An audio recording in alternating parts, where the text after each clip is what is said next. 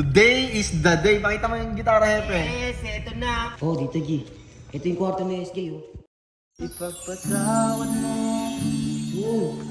aking kapangahasan. Uy, SJ! Nang sa'yo ayaw nang lumayo. Mahal kita.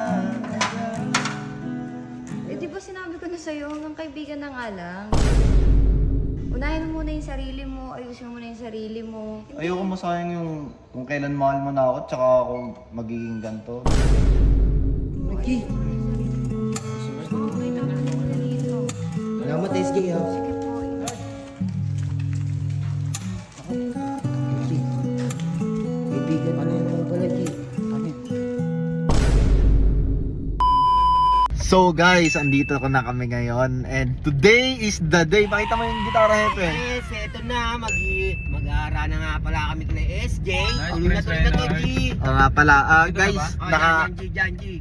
nakihiram lang kami ng kotse kay Hepe, may kakilala siya. Emblematic yan. Marami Sa- tayo dyan kakilala. Sakto guys, marunong mag-drive si Oh, yan, G. Sir Dieter. Yan, What's si up, Boss what's Dieter. up? Hi ka naman sa vlog natin, Sir Dieter. Oh, yan. Kanan tayo dyan, G. So guys, update namin kayo kung ano yung mangyayari. A few moments later. So guys, andito na pala kami nila. Boss Renard, Dieter, dito. Kinakabahan ako. Oo, G, huwag ka Kinakabahan kabahan. ako eh. Lakasan mo loob mo, lakasan mo. Focus Oo. ka lang sa lyrics kung ano yung gusto mo sabihin sa kanya. Kasi hindi naman sa kanta, di ba? Tama. Nandiyan naman si Boss Dieter, eh. Gagabayan ka. Gusto ikaw na bahala sa Pero kanta. dapat ikaw kumanta. Sasabayan ka namin. Pero ikaw pa rin dapat kumanta. Lakasan mo yung... Sabayan niyo ako. Oh, lakasan mo yung boses mo. Yung sakto lang, baka mamaya ano tayo, abulabog ng kapitbahay. Sakto lang yung maririnig sa bintana ni SJ, ha. G, ha. G, tara, tara, G. tara. Kaya mo Tara, yan. tibay lang ng loob. Baka mo yan, G. Dito ba sila? Oh, dito, G. Ito yung kwarto ni SJ, oh. Oh, kwarto, ano, yung kwarto ni SJ, alam ko, eh. Hina, G, simulan mo na, G. Okay. Ipagpatawad mo aking kapangahasan. Uy, SJ. Pinipili ko Hina, G, bababa na, G. sana'y maintindihan. Nice, G. Lang tayo nagkatagpo. Bababa na si SJ, G. Asa mo, G? Ngunit para lang sa'yo ayaw nang lumayo. Ay, SJ. Tawad mo, Hina, G. mahal kita. Hello, SJ. Tuloy mo lang, Nard. Tuloy lang ba natin? Ah, sige, dito na yun. Sige, sige. Ay, May SJ. umang. Nagandahan ka ba sa boses ni Renard? Tungkol sa ano naman. Okay sa atin.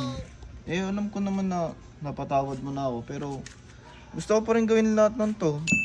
Yung parang kahit pa paano, makaluwag-luwag man lang sa loob mo, di ba?